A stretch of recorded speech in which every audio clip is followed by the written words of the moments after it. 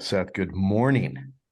Good morning. A rare pre-noon recording for us, Scott. So thank you for making it happen. How are we doing this morning? How's the West Coast at the crack of dawn? It's we're in the they call it June gloom, okay? Hmm. Not really a gloom as compared to what it was in Chicago when it was like very gray, but it's gray in the morning.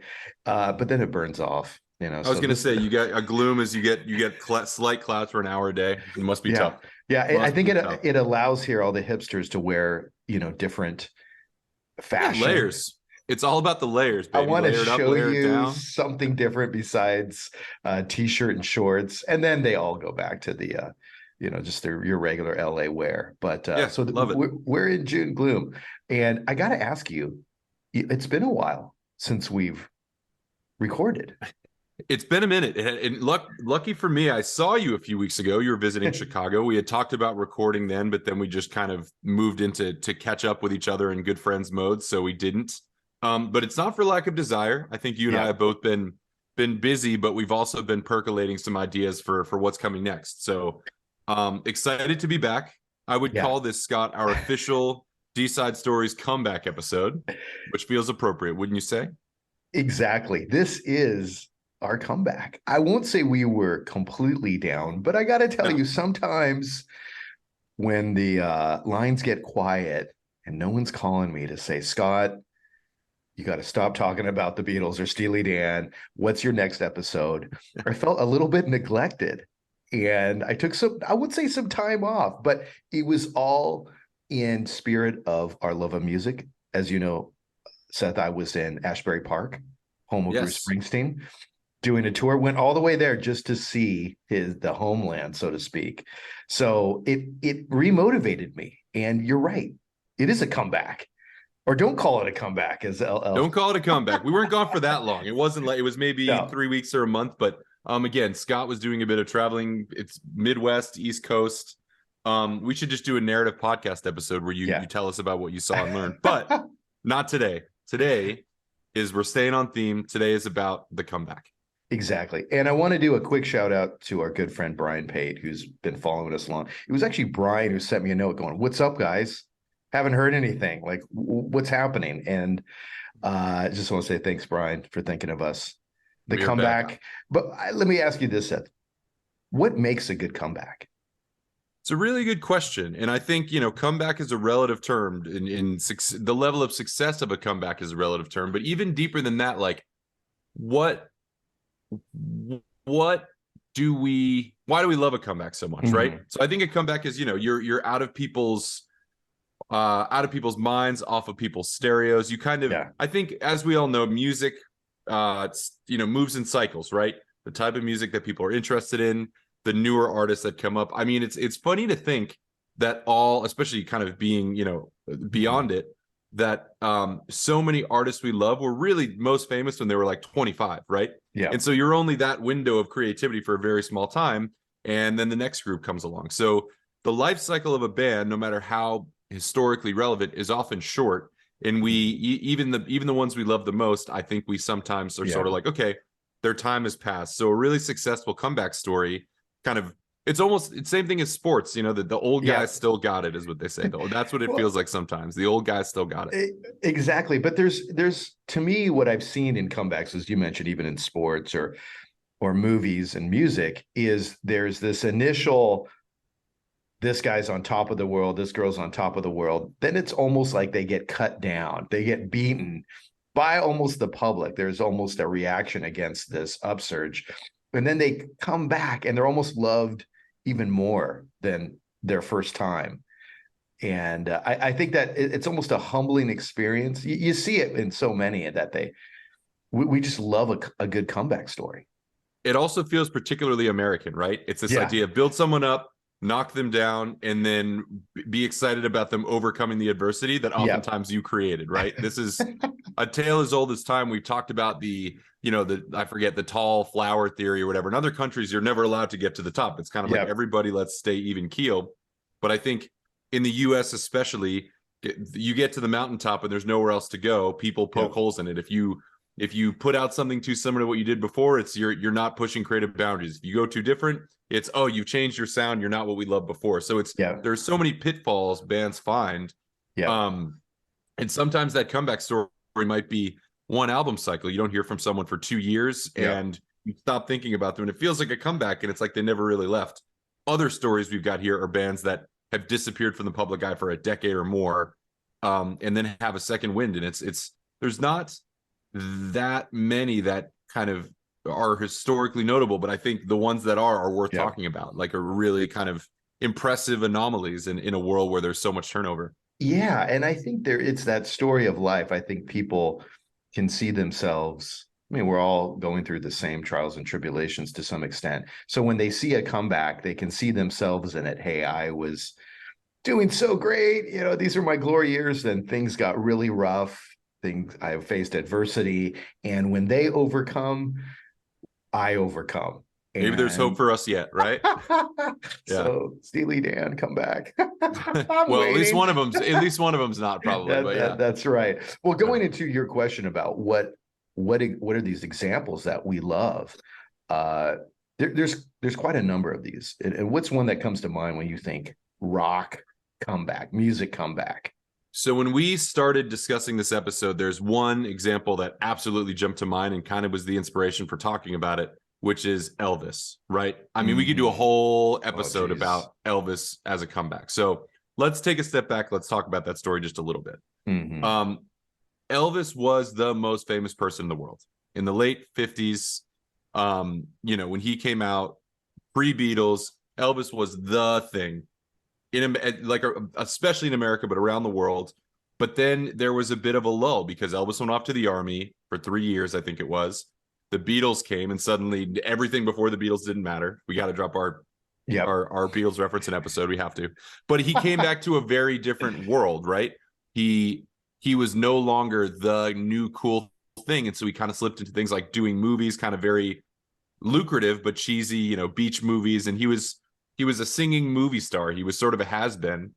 And I know he hated it. I know Colonel Tom Parker, who was his manager, pushed him into a lot of those business opportunities, which kept him on people's radar screens, but it didn't necessarily keep him culturally relevant, I think. And so for all intents and purposes, Elvis was not doing anything progressive. He was the handsome guy from the 50s.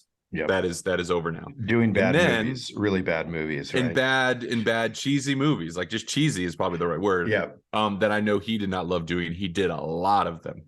But come 1968, he had done a special with Frank Sinatra.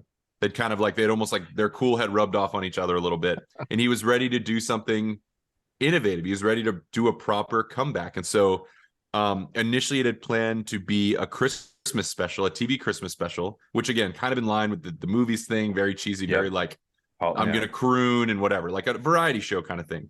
And he pushed back on that quite a bit. He was ready to do something more representative of the music he loved, which became what people call the 68 comeback special. So Scott, do you want to kind of talk about your experience and your feelings? I'm sure you've seen it, and just your reaction to it. I know you didn't see it live, by the way. I'm not that old, buddy. Almost. Yep.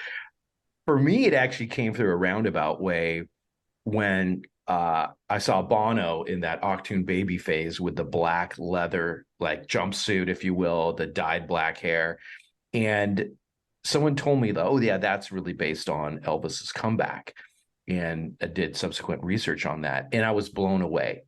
I had seen clips growing up of this, but I didn't put it all together. And when I saw it, it was like America flexing. It was this cultural, catharsis of like, we recognize that this is the king. Like he was, his swagger, his confidence, he just seemed in his element. And it was like literally watching a history book come alive. I can't describe it. It just, and you see the women sitting on the, it was, the setting was even casual. It was almost like in a living room, like, hey man, I'm just going to stand up with my guitar, and people's faces were like, yes, this is Elvis. Like, the movies aside and everything, this guy is the man. And I think you hit the nail on the head with the word swagger. I mean, they're playing in the round with a light up floor. He's got his band who, famously, as he's always had even in the early days, Elvis always had incredible musicians playing with him. They're kind of sitting around in a circle. He's got his big giant red Hagstrom guitar, Yeah. with people surrounding them, a lit up floor, leather suit, big hair. He just looks Yeah. cool as shit. And Yeah.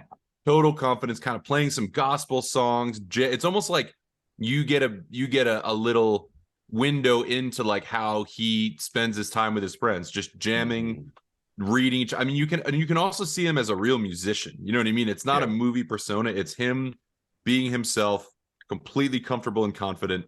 And really reignited his career. I mean, that was a turning point for him.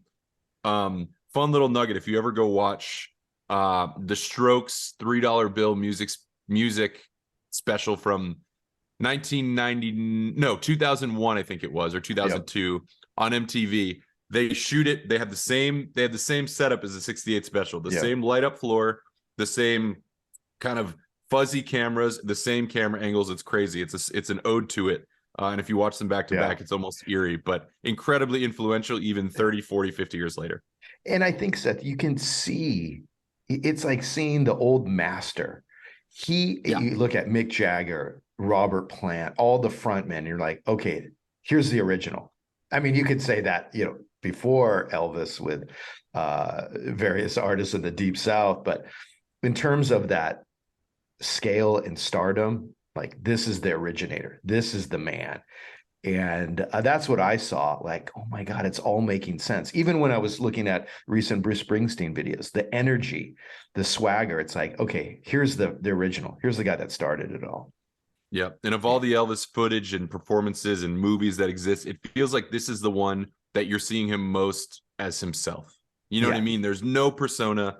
Yeah. He just has that naturally, and he's not performing. He's almost like, it really feels like you're like, have a fly on the wall perspective of him being himself, which is probably unusual up to that point. I mean, you just saw him, very packaged, and he just wasn't. It was incredible. Anyway, we've got other ones to hit on, but that's the one where the discussion starts and ends in my mind. I think, and it is truly, we wanted to start. That is, I think you and I agree, the paragon of that comeback, because to go from that high, I won't say to that low, but it makes for a great comeback. Some of the other ones we have here, and this is one that ranked consistently on lists if you type in greatest comebacks of all time, Aerosmith. Yes. All right. There was two Aerosmiths. There was a 70s Aerosmith and then this late 80s Aerosmith. And in between, I won't say it's cliche, Seth, but it was your typical story of drugs, depression, inner fighting, all of that, contracts. And meanwhile, bands like in the late 70s, Van Halen and that kind of British age heavy metal was really supplanting Aerosmith as like the kings of US rock. And they became bigger in their comeback than they were in their first phase. Yeah. There was that famous story where I forget what song it was, but it was late 70s, early 80s. Joe Perry was riding in a car with Steven Tyler and burned out on whatever, heroin, cocaine, whatever. He heard a song on the radio and said, like, this is an incredible song. Like, we should cover this song. And Joe Perry's like, you stupid fuck. That's us. This is our song that we wrote together. Like, they were so burned out, they didn't even recognize their own music. They were really at a low, like, they really weren't a band. They had broken up, I believe, for at least a period of time. And then the big comeback was the collaboration with Run DMC. To me, that's the kind of thing that I would have said, weird, cliche, marketing hook, but actually it was insanely influential. It brought rock into the mainstream, or it brought hip hop into the mainstream, and it brought Aerosmith back and like cool again. All of a sudden they were on MTV, and like overnight they went from kind of a laughing stock, a truly like a vestige of the 70s that had gone away. That's right. Between Walk This Way and then like just putting out 2 or 3 albums in a row, Permanent Vacation, like they were huge. They were bigger. I would argue, would you agree? Bigger in the late 80s than they ever were in the 70s. For sure. I mean, they had their number one hit now, albeit I find it insanely cheesy, and I think they went to a cheesy route. But in terms of absolute popularity, you had Permanent Vacation. Remember, Dude Looks Like a Lady, Ragdoll. Then you had the Pump album, which was just landmark. That was huge. It was like my high school years, which is funny because It's Aerosmith, which was always seen. It would almost be like if Led Zeppelin had recreated, and you're like, oh, the biggest band is Led Zeppelin, and your parents are like, yeah, me too. That was so interesting to see when you had the bands straddle those two decades. Uh, Totally. And I also a weird move, that a weird but obviously successful move, is let's put my hot daughter in the music videos. That yeah, was a weird move in the that's 80s. weird. I feel some ways about it, but you can't argue with the success Well, rate. even So God bless Liv Tyler. on Saturday Night Live, Adam Sandler made fun of Aerosmith because their songs like Crazy, Amazing, they followed the same chord progression. So it was just, you couldn't tell what the difference was between these songs. And that part, you started to see again, we could talk about bad comebacks, but I can't say I'm a huge fan of that comeback. I respect their ability to thrive and survive after hardship. But part of it's like, hey, man, rebrand yourself. It's not that Aerosmith in the 70s. You're That's true. doing Armageddon soundtrack, whatever. They're like, no, no, no, it's different. We have more scarves now. Yeah, exactly. Well, going into one that I experienced recently, I think it was Tony said, I had the unique chance to see Def Leppard up close. When I'm talking about up close, it's one of my good buddies who I'm not going to say, but he had a private party and he hired Def Leppard. He's done It's very one of well. those kind of, yeah, just my friends do that shit all the time. Totally. And Very Def normal. Leppard, this is one in the same lines of like AC/DC and other bands that have lost their frontman, even from like Joy Division to New Order. This is one that I got actually from Brian. Brian was something. He's like, hey man, you got to talk about Def Leppard. And I thought it was a different style of comeback. Uh, and again, similar to Aerosmith, you had them in these almost two different phases of music. This early British wave of heavy metal with Iron Maiden, and then in this kind of hair metal. And I think a lot of people, myself, are they a hair metal band or no? They've been around forever. I don't know your thoughts on this band. You're a little Yeah, young. I mean, they're an interesting one that they already sort of kind of had a comeback, given the you can remind me his name, but when their drummer was in the car accident and Yeah. lost his arm, I mean, that in itself, that put the band on the rocks in the 80s. Yep. And then they made a big comeback out of that. So to be able to emerge that way.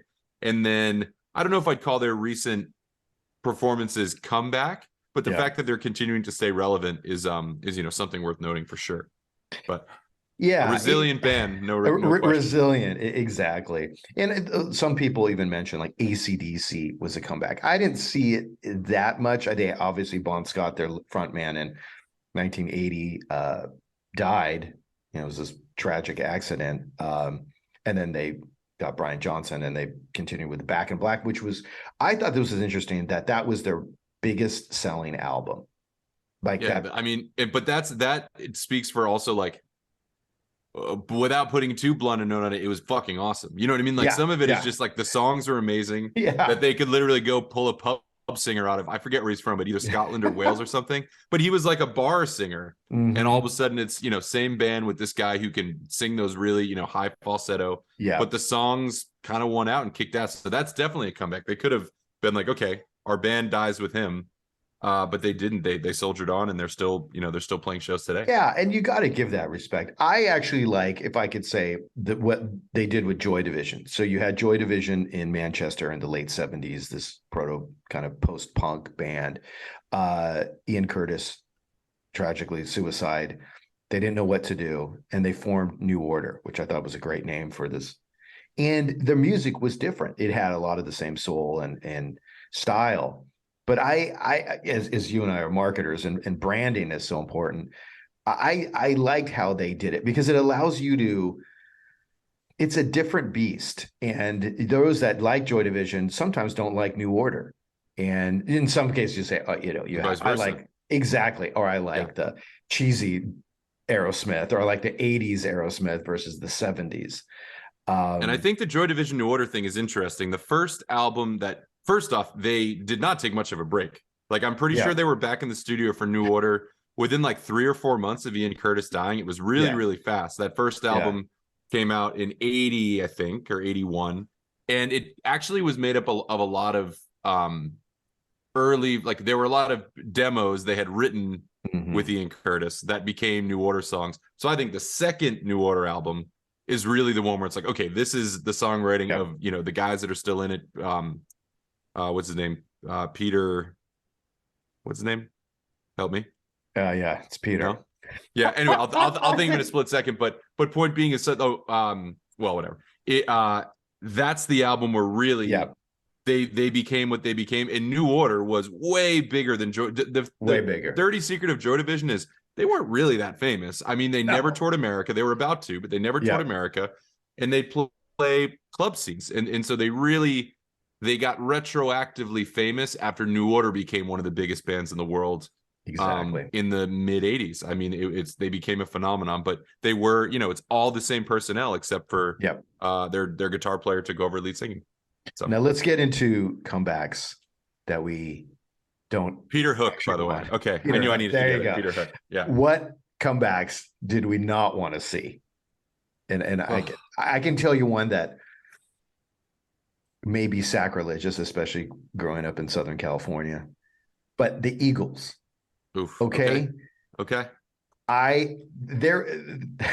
do I say this? Growing up in Southern California in the late 70s, all you heard was Fleetwood, two albums, you know, Rumors and Hotel California, Fleetwood Mac and Eagles. And they broke up subsequently, very shortly after in 1980. And so it was always this, almost like that Beatles, are they going to get back together? Then they finally got back together with Joe Walsh and all the original band members in that kind of the latest rendition from the long run. And it was to me a letdown. I don't know how to describe it. I went to the concert too. It was When Hell Freezes Over. Yep, 94, I think, right? Correct. And it was, I don't know. It felt they were so old. It was like almost like a tribute band of old dudes. And to me, then they had like 10 reunion, like, farewell tours, whatever you call it. They're still playing them. And I mean, I on some level, like as much as I'm like, oh, you're actually right, because it was the original lineup. And again, they had stayed relevant both with, you know, the advent of classic rock stations and also, Glenn Frey and Don Henley both had a ton of hits in the through the 80s. They kind of they talk about this in the documentary. They kind of kept the band relevant. Even the footage of like their Hell Freezes Over announcement, like when they said, okay, we're getting back together, it felt very Craven to me. Like it felt very like we're all here for the money, you know it, we know it. So I don't begrudge them that per se, but it didn't feel as organic as some of the others that had come about because the music was good. It was just like, we're gonna play our old stuff, we're gonna put down an acoustic album. You're a dad now, you can put this in your Saab and you can play Hell Freezes Over live acoustic, you know. That was it. It felt like some innovative producers like, guys, I'm going to put together the Eagles. Here's our budget. And it felt so produced. And the clothes, even, they're like, you better wear a flannel. This was in that grunge phase. And Don Henley in a flannel in 94 is just it's chef's kiss good. So the one, for me, the one I would say is, and this is, I don't even know why I care, but Motley Crue. And I'll tell you why. Because maybe 6 or 7 years ago, they had this big, this is the final tour. And they literally wrote up a legal contract. They signed it in blood. They pricked their fingers and signed it in blood, said, we will never tour as Motley Crue again.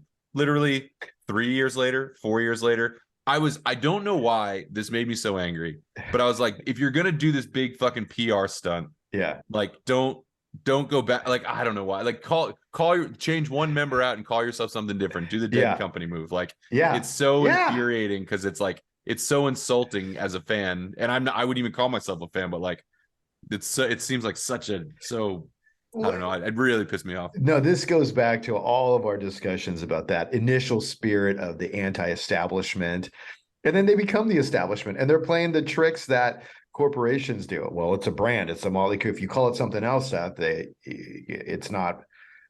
Once you put Motley Crue on the label, sales are going to go up, and I think even they're getting some backlash because Vince Neil is, I think, extremely overweight, and he just can't sing anymore. So they're doing pyrotechnics. It looks like some half-ass Super Bowl halftime show. Mick Mars is at home, so they have sort of a replacement guy. It's like they're they're kind Yeah. of barely a band at this point, but they're like Yeah. you said, name wise, they're so big. People want to see Tommy Lee's famous. Like, Yeah. I And get it. I get it.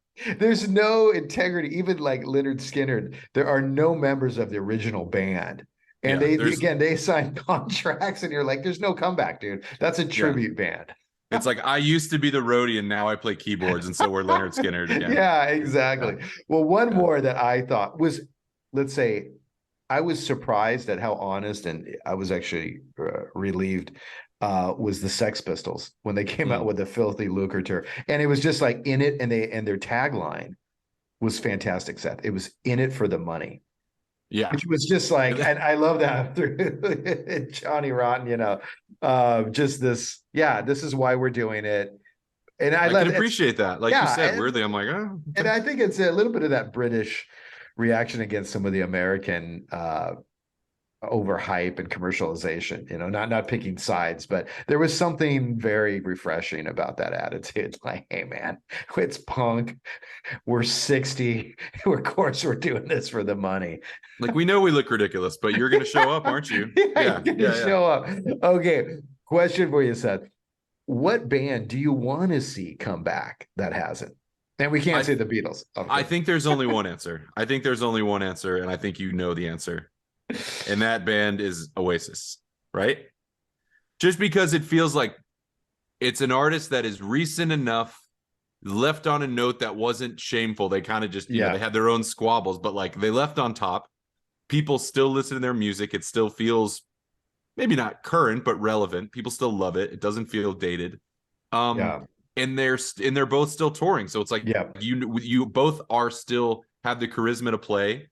They could, if they sold tomorrow, they would do 5 nights at whatever the biggest, or whatever, 20 Wembley. nights probably. They could do Wembley. So to me, that's the answer. And I recently there have been some rumblings that it may happen in the next couple years. Oh yeah. I think promoters are drooling over it, but I think we see it ultimately. I just hope it happens before they're like old and fat. Yeah, so I was going to say it's got to be where they're not pulling a Vince Neil again on stage with elastic leather pants. Oh no! Stretchable, like those yoga pants that are like full leather. Come on, Vince. Well, I think I told you when you saw like Guns N' Roses, who we could talk about as a comeback, when Axl Rose had the oxygen machine. I mean, that was it for me. I was like, guys, you can't be doing that. You're diluting rock and roll.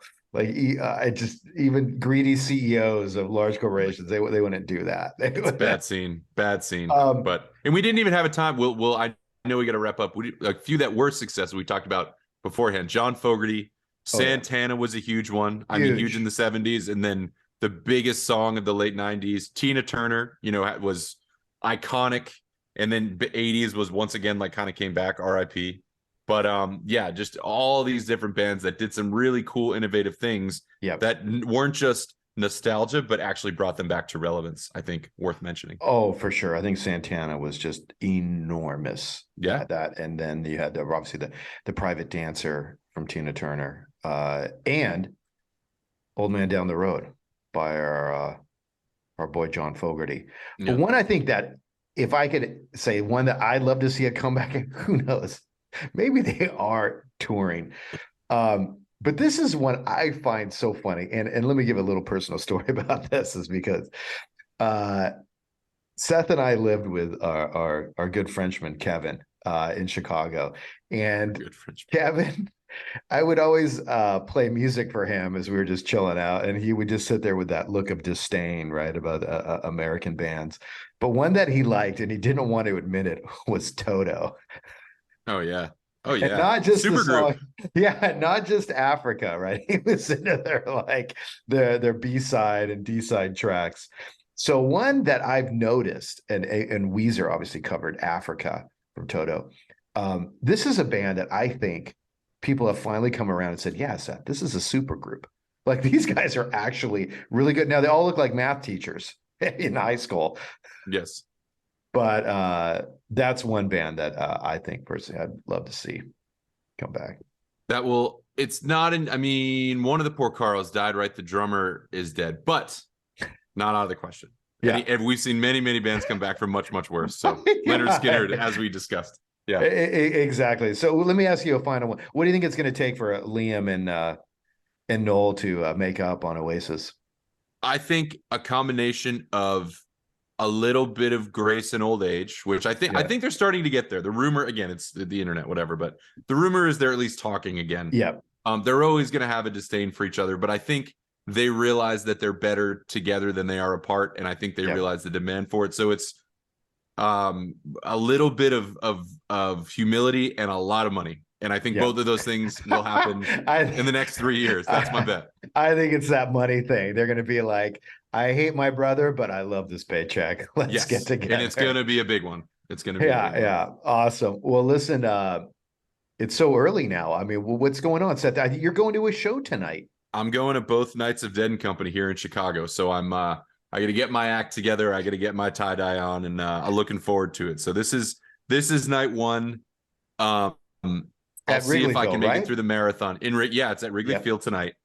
So you and I went to the show last year, Scott. That's right. We made an appearance. That's right. So it's been a full year. I'm ready to get back on the horse. I will report back on my findings, and I may participate in some of the illicit activities as well, off the record, of course. We'll cut this out. Yeah.